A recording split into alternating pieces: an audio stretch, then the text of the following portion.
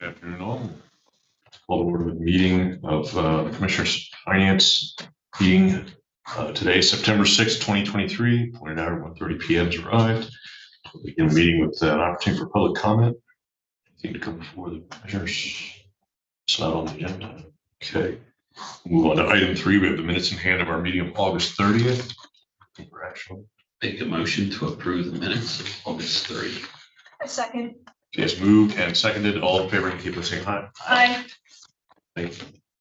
Motion carries. That moves us to item 4, which is our topics of discussion today. DCED home grant application. We have Heather well with us here.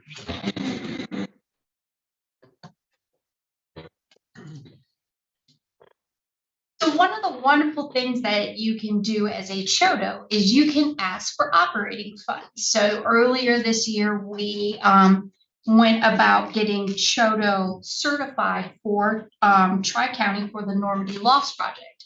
So because they now have that certification and is cleared through DCED and they have also approved it, they can now ask for operating funds to help with soft cost as well as payroll and any other additional expenses that may come up throughout the project.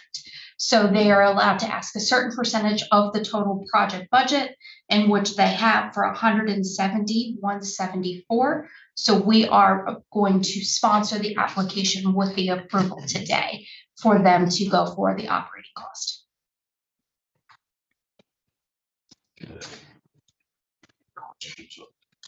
And just for the public record, CHODO is certified.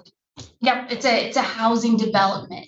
So that way they are able to help low income as well as they have the individuals on the board that are a low income population as well. And they have to certify that for each individual project now, not at yearly anymore. Okay, questions regarding the application? We'll entertain a motion. I will move to approve the DCED home grant application of $170,174 for Tri-County Housing Development Corporation for the Cumberland County Housing and Redevelopment Authority. Second. Okay, moved and seconded. All in favor, indicate by saying aye. Aye. Thank you. All right, moves us to our second item of the day. We have discussion and approval of the resolution 2023-20. This is in regards to the home application. And Angela, did you? Yeah, so this is just this the standard resolution that we have whenever we have applications to DCED for any type of funding. Just saying that we authorize the applicant to apply for the funds through DCED and that they've signed off and completed all the required agreements. Any questions? Angela, there's what appears to be a typo, at least in my copy. First line, resolution of the County of Cumberland. Should that be Board of Commissioners also?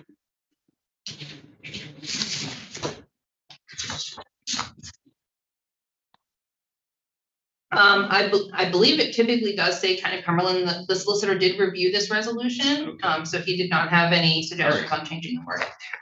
Okay, I'll make a motion that we approve resolution 2023-20. A second. Okay, moved and seconded. If no further questions, all in favor, indicate by saying aye. Aye. Motion carries. Thank you for that. Thank you. Okay, brings us to discussion and approval of the capital project request for court administration in regards to emergency sound system upgrade, Courtroom 6. Melissa is online with us. So Melissa, do you want to discuss this with us? Yes, I apologize. I did not fill out the paperwork for this due to a family emergency, but I would not qualify this as an upgrade per se. The piece that is like the brains of the Courtroom 6 audiovisual system is what failed. So currently we are using a tech that works for the company. Their own personal item is filling in until we can replace it with one that we purchase. There are a few pieces of the program, and Jess is on here maybe to speak a little more to that, that in order to coordinate with the upgraded technology, the old one is not available anymore. A few other pieces have to be updated as well just to make the technology work. But again, I think upgrade might be a misnomer here because it is a system failure that we are attempting to repair.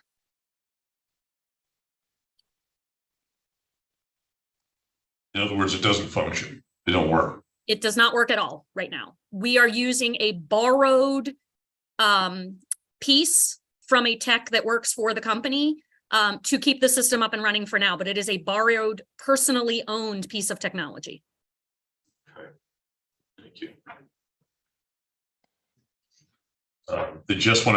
Did she just answer questions, or did she want to present anything on it? Jess? I'm just here in case you have any further questions, Commissioner. If you have no questions, Melissa's doing just fine.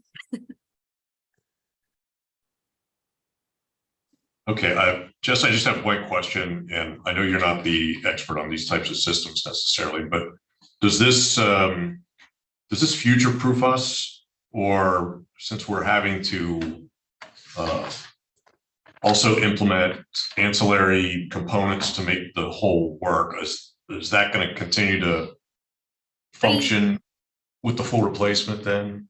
I would guess that it will buy us a lot more time. The system in Courtroom 6 was put in 2014, so it is about 9 years old. So I would hope that a new one would last at least that long. I am currently working with the vendor, which unfortunately, due to my family emergency, has been slightly derailed, on a 5 to 10 year plan for upgrades and replacements that would spread those costs out more and get us on a regular schedule so that we don't have situations like this happen again. So we are working on that as well. And I will get back to that as soon as I am able. To add to that, Commissioner, the device that failed in Courtroom 6 is currently the oldest one in the courthouse. It is 2 models behind what the rest of the courtrooms are in. So replacing it will bring it up to speed with the other courtrooms.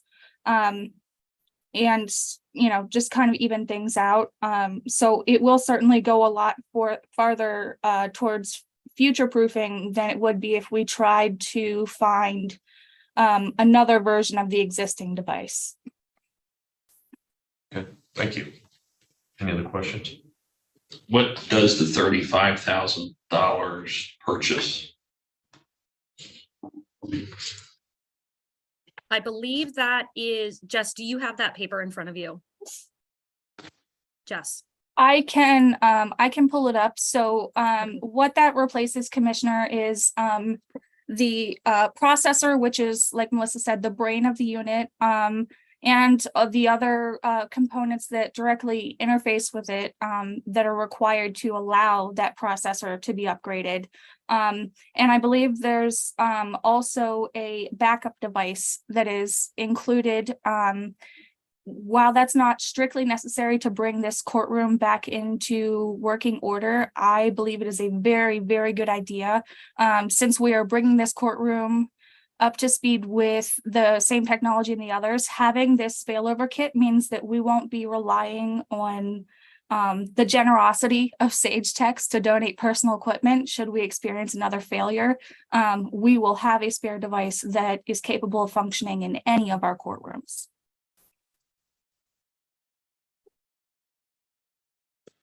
6 has the oldest equipment in it. How current are the other courtrooms? We did a standardization project on the programming and such, and most of the components in 2018.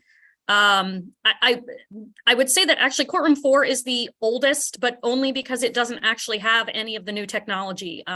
We had that project approved several years ago. We are still waiting on components with the vendor who is having trouble sourcing them. So we're working on that as well. As far as that, again, I think part of the 5 to 10 year plan will be making sure that this kind of thing is avoided by updating the systems on a regular schedule rather than waiting for failure. I'm sorry, did that answer your question?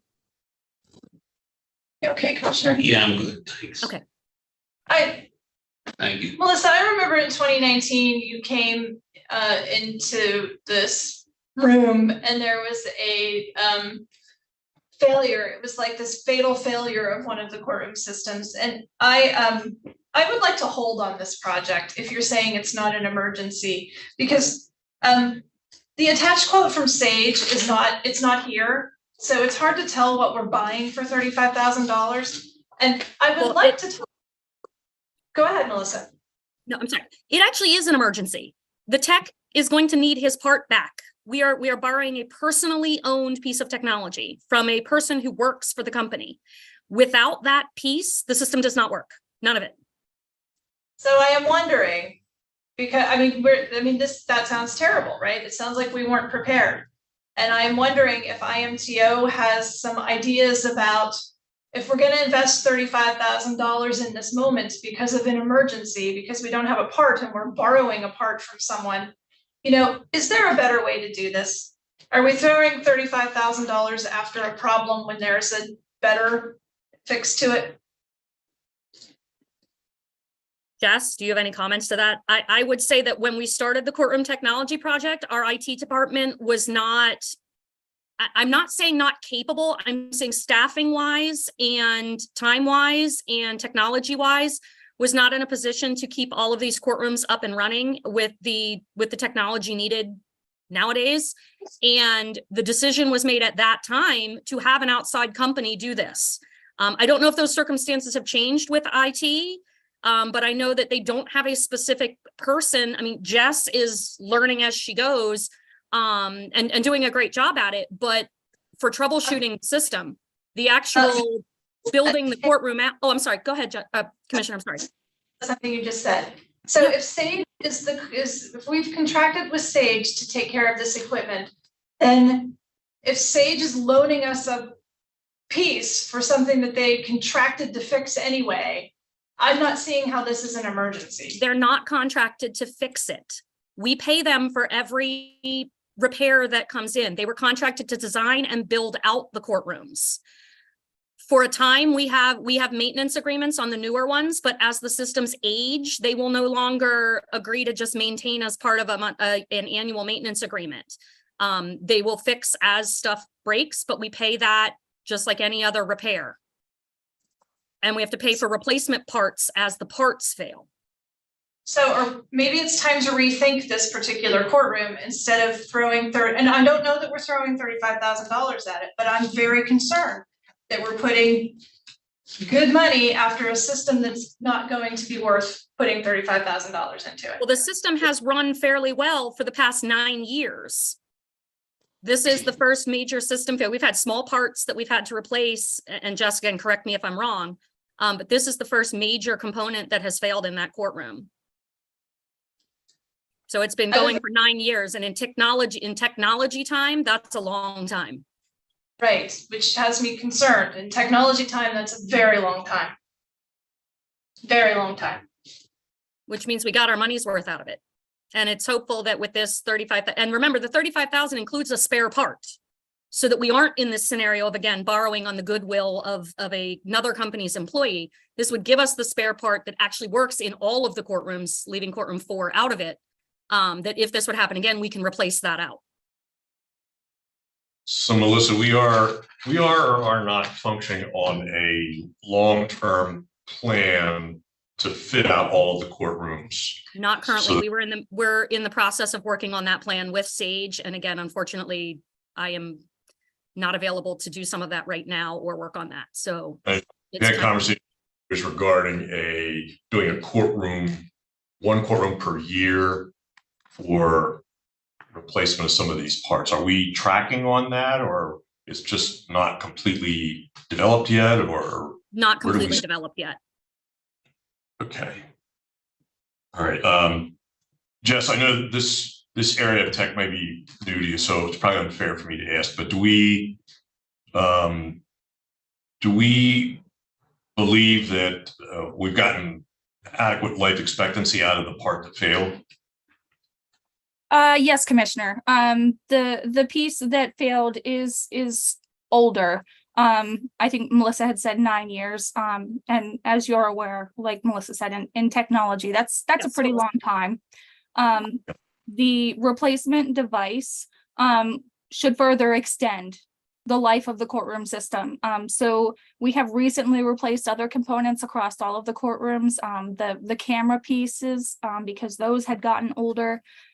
So this is, honestly, if we had that 5 to 10 year plan in place, this is something that would be taking place anyways as part of that 5 to 10 year plan. We had actually already been working with the vendor to get a replacement for this device. It just unfortunately failed before we could go through standard process and had to then speed it up. Okay, so let me ask a hypothetical. Given that the plan's in development, do you have any thoughts on what's in danger of failing next? And are we in a position to handle that? I honestly don't have any specific concerns at this point. The processor would be like one of the biggest things that we would be concerned about. And the second one would be the Polycom, which is the video conferencing aspect. We just replaced the Polycoms in 4 courtrooms, and I've been working with Melissa to do the 2 others. Courtroom 4 kind of is exempt from that at the moment while we're waiting on the new equipment for that. And the processors in all of the other courtrooms are much newer than we're talking about in this one. So those are the 2 major components that I would be concerned about, and the ones that are going to cause the most problems if they fail.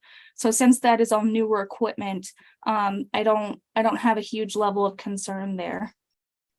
So if I'm hearing you correctly, we don't have any major components that are significantly past life expectancy at this point. Beyond what we're discussing in courtroom 6, no, not to my knowledge. Okay. All right, I think that's all I have. So Justin, how old are the systems in the other courtrooms? Melissa can probably answer specific dates better than I can, because I know they were all originally put in before I started in this position. But they have all been slowly upgraded over time. We've been sort of replacing various components.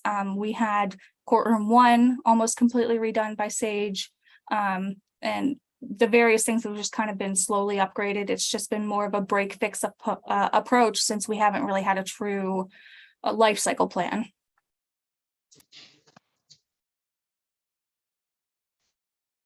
If you want the information on each courtroom, it's going to take me a little while to dig through all the folders. And again, I'm remote at this point, so I can get that if you're willing to wait just a little bit. I would have to dig through some old files and check with my staff.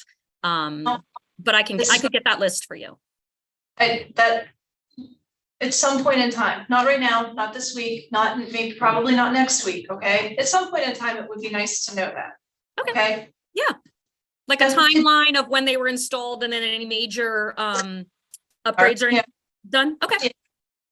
Angela, can you please find the 2019 minutes from when Melissa came in, because there was a total failure in, I can't remember the courtroom. Yeah. But I'd like to read those minutes. Yeah, we'll find this right. I'm trying to remember what courtroom that was. I do remember, and it's just not. I can't remember either. Yeah. I'll dig through my notes there too, but I'll work with Lana, who has all our finance stuff, and she can probably help me put together a good timeline of the major stuff that was done with each courtroom. So.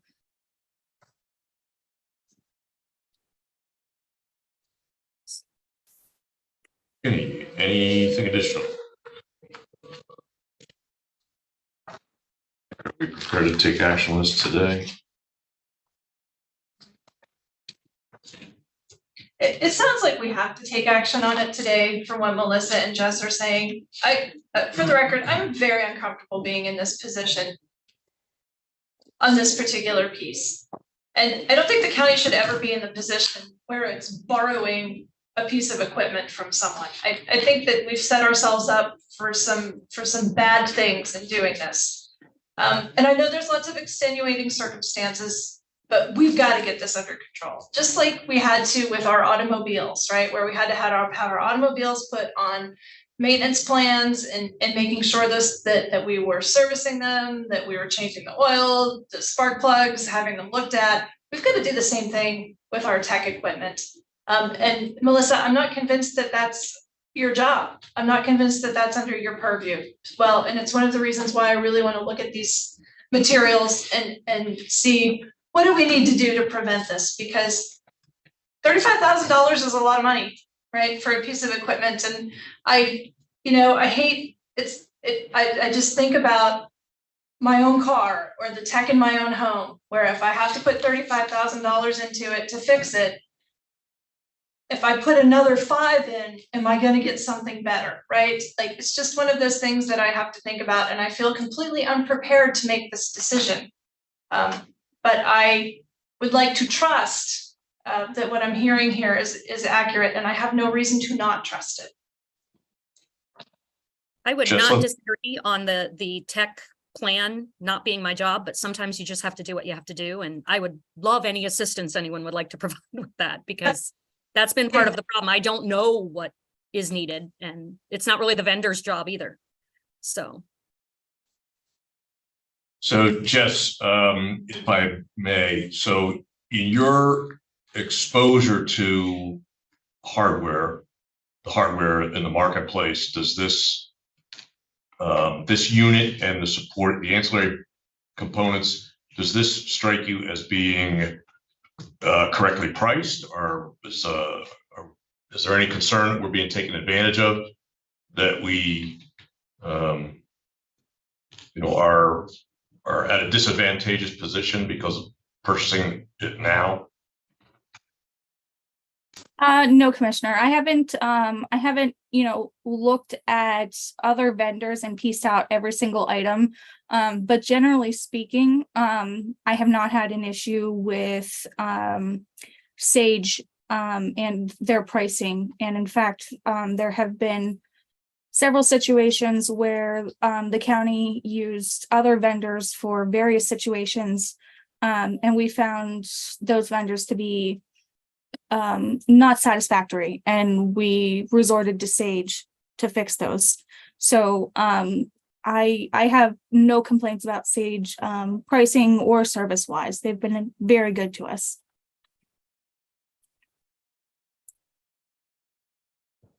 Thank you for that. What's the wish of the board? There's a comment in the chat from Bob Shively, Public Safety, which reads, Sage discussion for Courtroom 7 occurred during the Commissioner's Workshop agenda on November 27th, 2019. Oh, thank you, Bob. and I added, but it only went to Bob. That's when we were building Courtroom 7. So that was the actual full putting it all together, because that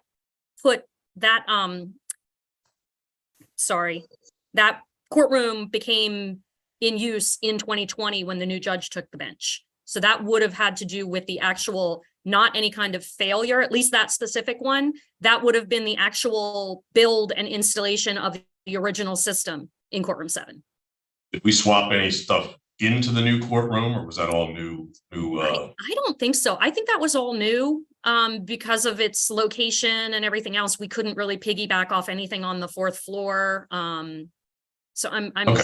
pretty sure. And again, I'll go back through my notes. We'll put together some kind of timeline, but to the best of my, knowing that date helps a lot. That was definitely we're building the courtroom now.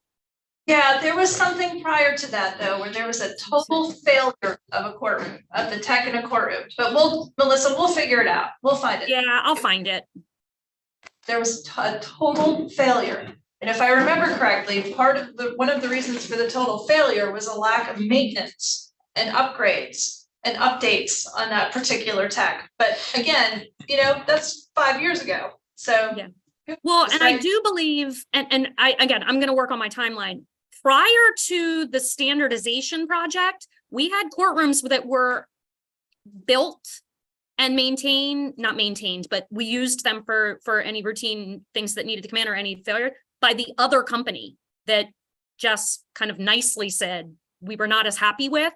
When Sage did the standardization project, it all came under Sage. They fixed any of the components that were not quite there when we standardized in, and I had this date in my head and I completely just lost it. We standardized a year or two prior to COVID. It was, anyway, year or two prior to COVID. I'll find it on my timeline. But prior to that, we did have courtrooms operating under different vendors, and that was causing all kinds of problems as well. That might have been that year. I'll find it. I will find it. That was the, but it was just it was the one vendor, right? I remember having quite a go around with them about the cabling they were charging us. Yes, there was another vendor that we dealt with in addition to, when we were bidding these out, we had another vendor that won 2 of the courtrooms, if I remember correctly. So we had different vendors for different courtrooms. The technology was different. The interfaces were different. Everything was different. And we had a lot more trouble getting things fixed with the other vendor. And then when we standardized in 2018, 2019, everything came in under Sage, and they kind of fixed most of all of the problems, I believe, that we had because of that other vendor. And we were very satisfied with Sage's performance. Yes, they have been fabulously responsive, work with us on timing and everything else. Really, we've not had any issues with their performance or their responsiveness as far as repairing things in a timely manner or telling us when, like Jess said, they were working on the project to replace this piece. They knew that there was a problem coming up. It failed before we could get the normal project pushed through. One last question. This new processor and related components that are costing $35,000, do they come with any type of warranty? I'm looking at you, Jess. I believe it's typically 1 year. So whenever that would be Sage. So usually whenever Sage installs anything new, they themselves guarantee it for a year. The manufacturer warranty will be different and is usually longer than that. I don't have that specific information in front of me, but I can find out.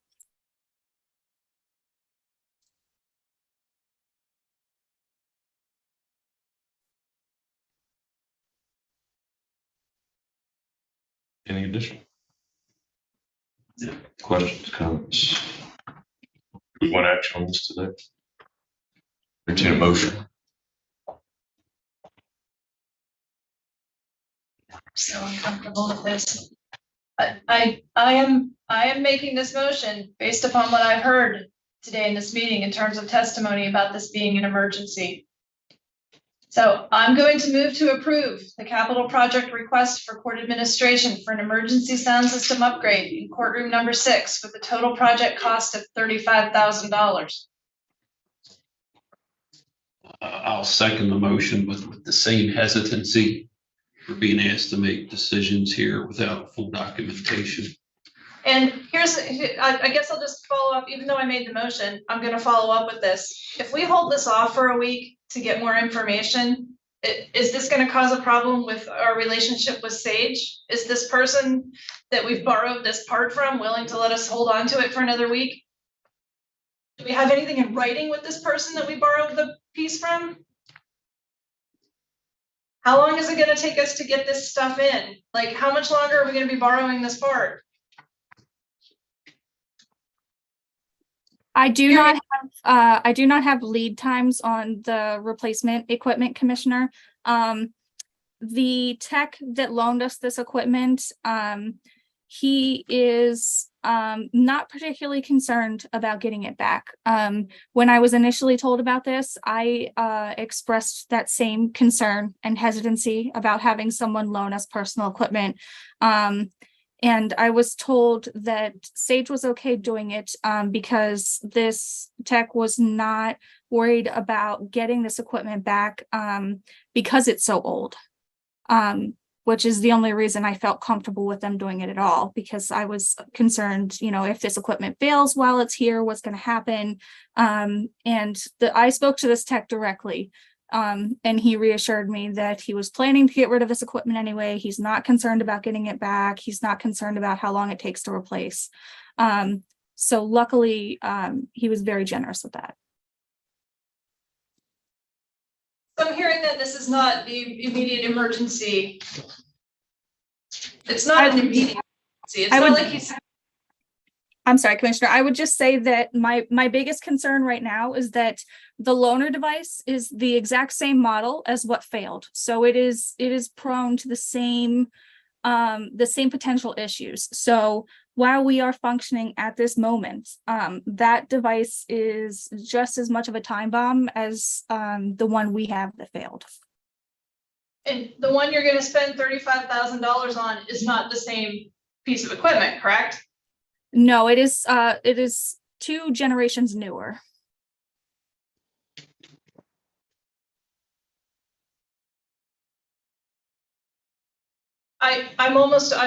Commissioner, I don't know how we handle this now, but I would like to hold on this to get more information. Need a motion to table. Then I would move to table. Do we need to take action on the original motion? Don't know. Because I seconded it. Yeah. Maybe we should vote on it. My understanding It's up is to you. that the motion to table is the only interceding action that's allowed. So it would, Okay. You can. Okay, So we have a motion to table. I move to table. I will second that motion to table. Okay, it's moved and seconded. All in favor of the motion to table, indicate by saying aye. Aye. Motion carries. Okay, so we will continue this conversation when 2 folks have a little extra data for us. All right. Anything else on that? Okay, thank you for that. Just thanks for all the helpful information. Sorry to put you on the spot there. I know it's a lot of technical information in an area when you're new in the position. Melissa, thank you for your patience there. Best of luck to you with your other issue. So we have, we'll move on to our other item here. We have Penn State Agricultural Extension. We're getting our quarterly update. We have 2 guests with us today. Donna, is it Scherer or Scherer? Sure. Scherer, just like that. Okay, and Ann Miller. So thank you both for being here. Thank you for inviting us each quarter to provide you with our highlights. And we thank you for all the support that we get from the county to be able to serve the community so well. I'm going to start with our flagship volunteer programs and give you some highlights there. Our Master Gardener program led by Ellie Stewart. I think if you have watched news, been on social media, you might every few days, the past couple months, they have either been in the news, in the newspaper, or highlighted on Facebook for some of the work they do. And that's 79 volunteers and 28 trainees who are out there doing work for the community. And one of their flagship programs that they just started was with the Dickinson College Center for Sustainability and Education. And they're working at Kaufman Hall, and they have a pollinator demonstration garden where they are maintaining plants to promote pollinators and pollinator health. And at Kaufman Hall, there are classes being held for the students to learn more about pollinators and promoting pollinator health. So Ellie was very happy to share that and wanted me to make sure that I highlighted that. And then Annie and I spent an evening in July with that same group, and we got to recognize all the volunteers.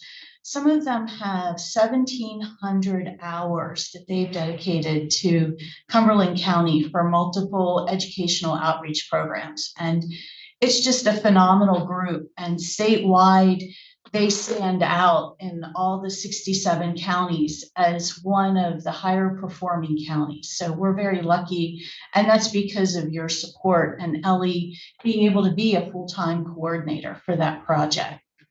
Then our 4-H program, they have just finished up many 4-H camps and projects. And they have served 1,058 youth in Cumberland County over the last 3 months through camps and projects.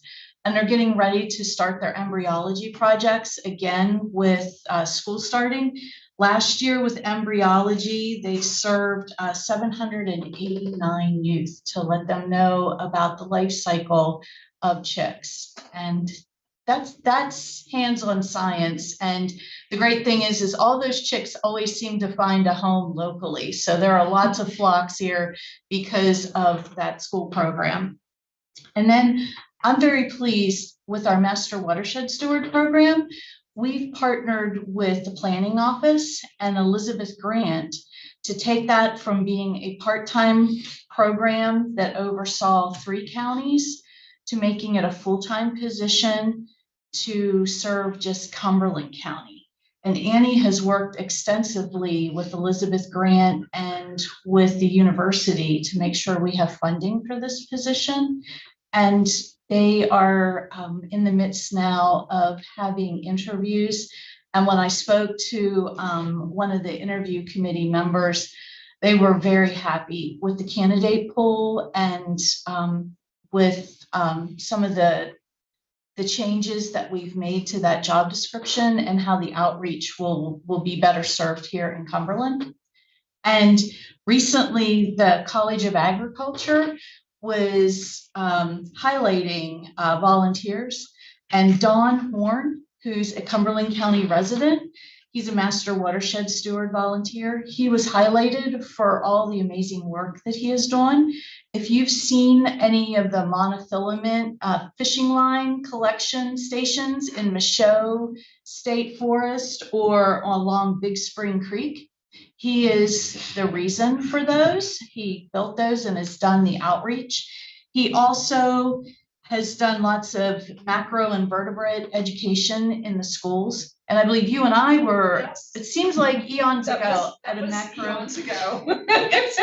we were at a macroinvertebrate education event, and those are the organisms that you can scoop out of a stream and see with your eye, and you can tell the health of a stream by the number of those organisms and the types. And he's been doing a lot of work with schools with having students learn about this. And I think that's an amazing thing to get people into science.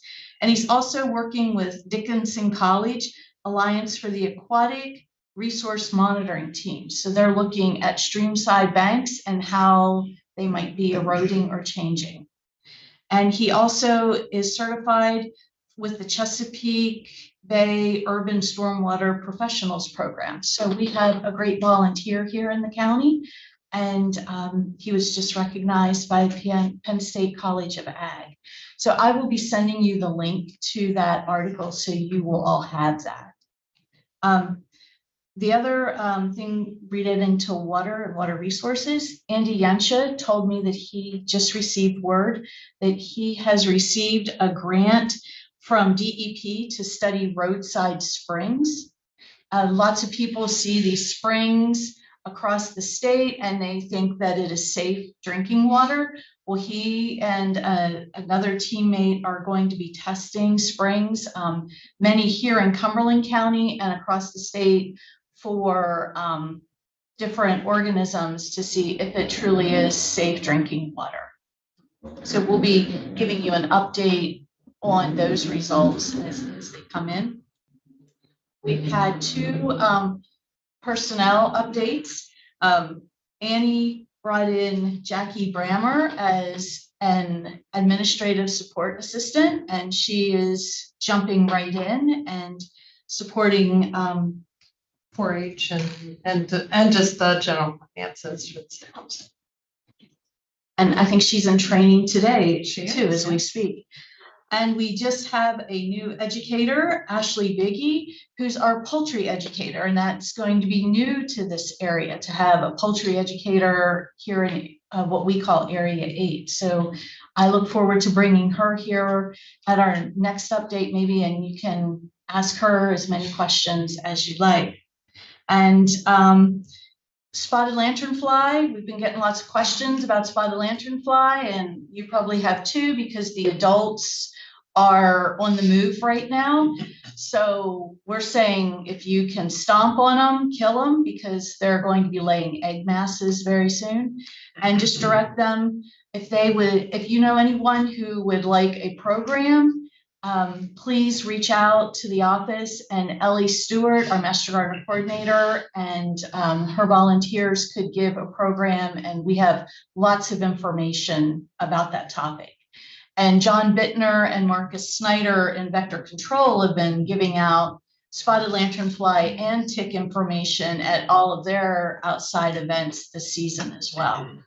And then the last thing we have is farm safety for first responders. I had sent this to you and Stacy. This is going to be held here locally on the Heyman Farm, October 21st at 8 a.m.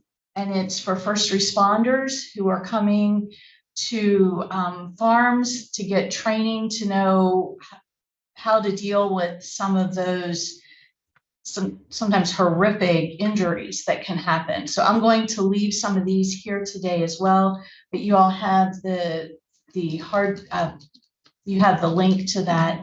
And I appreciate Stacy said she was sending that out to all of the EMS folks in that contact list.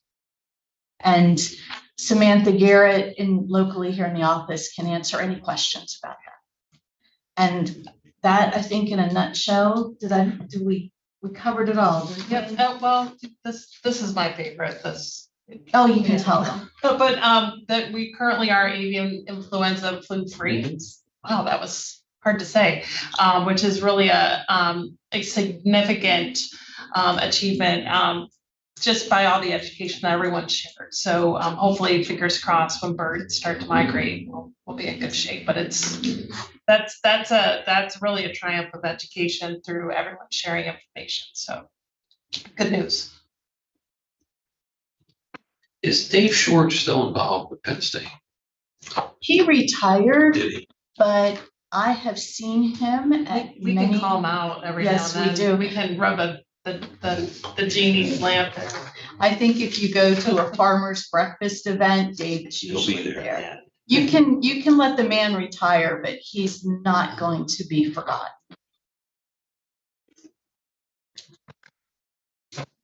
Any questions for us? Thank you. I have one or two questions, actually. Sure. So you mentioned about the EMS training for the safety. And, there seemed to be a pretty predictable level of what these incidents are. And is there any proactive effort by your folks or anyone else for prevention of these things? I mean, you've got people still running with toddlers on the tractor wheel, and you got kids playing in silos. It's just, it's the same things over and over. And we start with our 4-H kids and have tractor safety training. And that has been very good with the children earning a certificate. And then they are the ones telling mom and dad, you can't do it this way. This is the safe way. So we're starting with those kids. And also everyone who has a pesticide license that takes our training credits over the winter, they hear about farm safety and how to prevent these things. So while the agronomy team has a captive audience, they capitalize on that and try to make sure, here are the things that we need to be thinking about.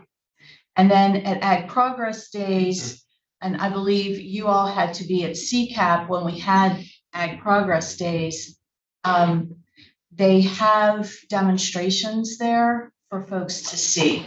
And some of the ones like the green silo fallen, and to have a tractor tip, some of those are very empowering.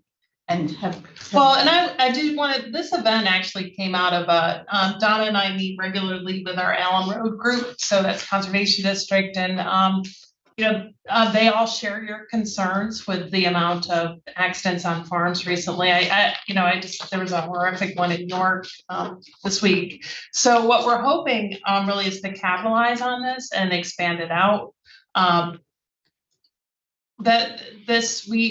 We've held these type of events before, but not with great response. But I think the link just opened on Friday. We have 20 folks registered from all over the state. So we're really pushing to get Cumberland's folks in before it closes up at 50 folks. But I think once we've seen the success from this, then we can start to do other types of training. Council Prevention. Also, you mentioned about lanternfly. Is there anything other than stepping on them that is available? And I've done my share. I think every time I go to a gas station, there's one that lands there. So just last night, in fact. But I was out at the gardens at the Allen Road facility. That's masterfully done, no pun intended. It's really beautiful. But I was walking through there the other day, and there's a maple tree right in the middle of the area, and it was just plastered with lanternflies. Obviously, I couldn't stomp on them, so but it was as far up as the eye could see. It was covered. What is that tree about? That's the name of that. Elian. Yeah, we're surrounded by Tree of Heaven out there, so it's a battle for us. There's an article this morning though that maple is not actually as affected by spotted lanternfly as we previously. The hardwoods are actually surviving a little bit better. You can shock those trees though, right? Yes, you can do an injection of some of the trees, but it has to be at the right time. Right now, is that something a layman can do, or they have to call somebody out? You would have to call someone, I believe, for that kind of treatment.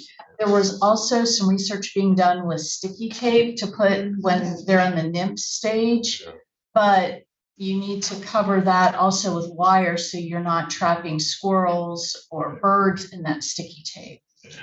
But let me ask Ellie and see if we can send you some information. That sounds great.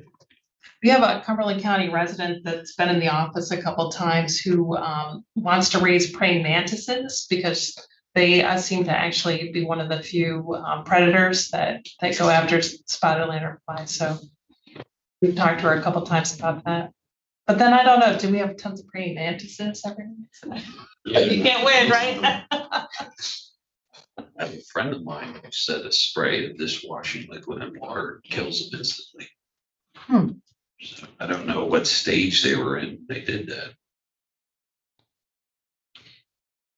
I know there are pesticides out there that can be used, but you have to use them when they're in a certain life cycle. Otherwise, they're not feeding that way on that particular plant.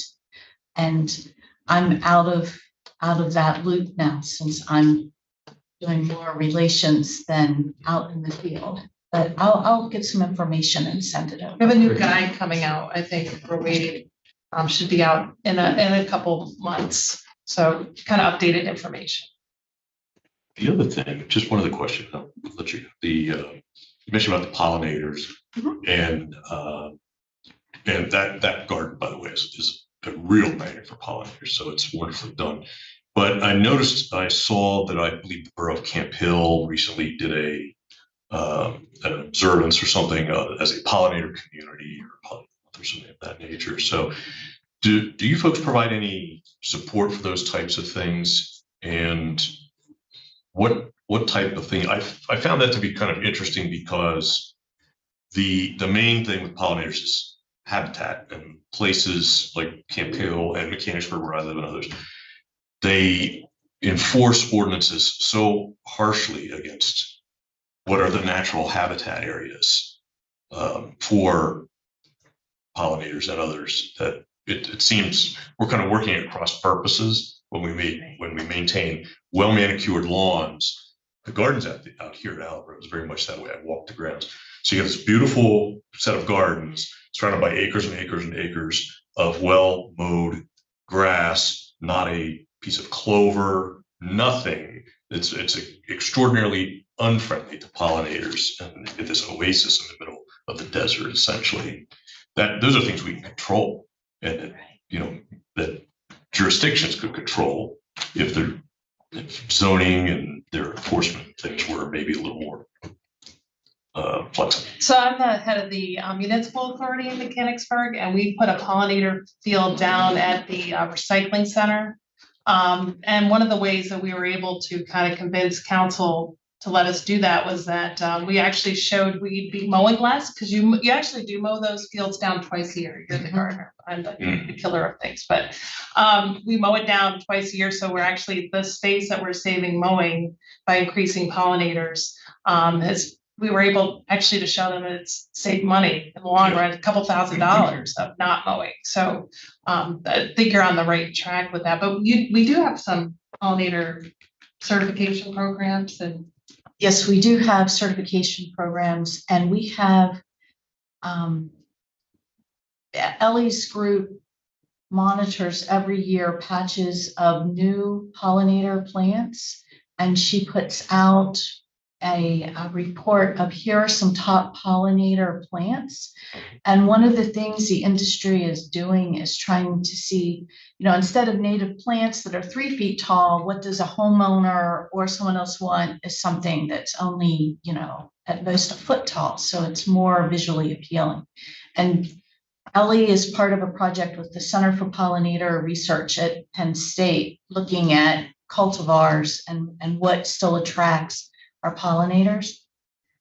And they are doing programs and master watershed stewards as well of what meadows can look like. And like Ellie said, a meadow really only needs to be mowed twice a year. But there's still maintenance to those. And I think working with municipalities, we need to do a better job telling them, here is the plan. We usually show people this is the finished product, but to get there, there's maintenance of pulling out multiflora rose and other invasive plants. So that's going to be a couple years in the process as you're waiting for other things to take over. And it's something that I know at University of Maryland, they were looking at, in Maryland, they're planting their medians with pollinator plants. And basically it's a trap for pollinators because they go to that spot, like you're saying, it's this oasis, and then they get hit by a semi truck when they try to cross lanes. And there are grad students at University of Maryland picking up dead pollinators along 290, but gosh, it's been too long since I've lived down there, 270 and 495, and I'm trying to see, how many are dying. So it's definitely something that we all need to have some more input on. Some of it just seems like common sense. The grounds out there, as I said, just it's all mowed. I think the county would benefit tremendously if they do a little less mowing. Well, we like what you're saying. I've had this discussion with me. It's been years past. I'm in a mixed marriage, so my husband is all grass all the time, and I'm like, the messy plants, and so I understand. It takes a lot of education to get there, but your support has been tremendous, and with those gardens, I think when people walk through them, it really opens their eyes to how beautiful some of that pollination could be. So thank you. Yes, thank you for having us and letting us toot our own horn for a while.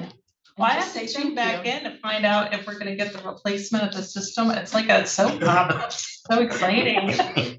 Are they going to replace it or not? We're just happy we don't need to make those kinds of decisions. We get to work happy. Oh, they're next week? And it obviously needs to be decided. Yes, I can't wait to hear. Sooner rather than later. So. Okay, great information. Thank you. Thank you so much. Okay, that actually is all the items of discussion, topics of discussion on agenda for today. It brings us to number 5, other business. Just come forward. If not, I'll entertain a motion for adjournment. Move to adjourn. Stand adjourned.